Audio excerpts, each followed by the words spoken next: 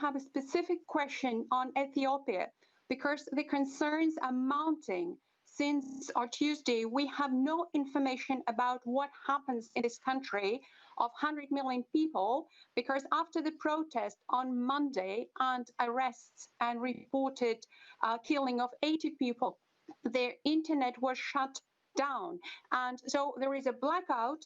My question is, what is the position of the European diplomacy in this very much alarming situation? Because peace in Ethiopia is very fragile and everybody is very concerned about what happens there, and we have no information so far. Thank you, Anna. This is clearly a question for Peter. Peter. Indeed. Thank you, Anna. And maybe two elements I would stress in this. The first one on the protest, and then I will address also the issue of the connectivity and the internet and connections being shut down. I was mentioning in the previous answer how important Africa is for us as the European Union as a partner. And this also applies for Ethiopia. This is a long-standing partner for the European Union. That's why we are following very closely what is happening and what is going on in Ethiopia currently.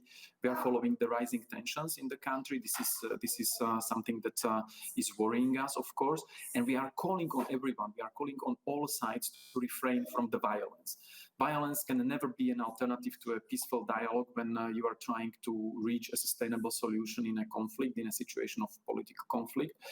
And on the unfortunate events that led to the unrest and deaths of more than 80 people, first of all, I would like to express our condolences and sympathies with the families of the victims and wishing, of course, speedy recovery to all those injured. And it is very important that the violence stops. It has to stop immediately, and all sides have to refrain from violent actions in order to appease the tensions. Now, under the current circumstances, there is indeed a limited internet and phone connection in the country, but we are trying to follow what is going on through our delegation in Ethiopia, and we follow in particular the deadly clashes that occurred between the protesters and police in the capital, but also in other cities since the death of the singer Haacaaluu Hundeessaa at the start of this week.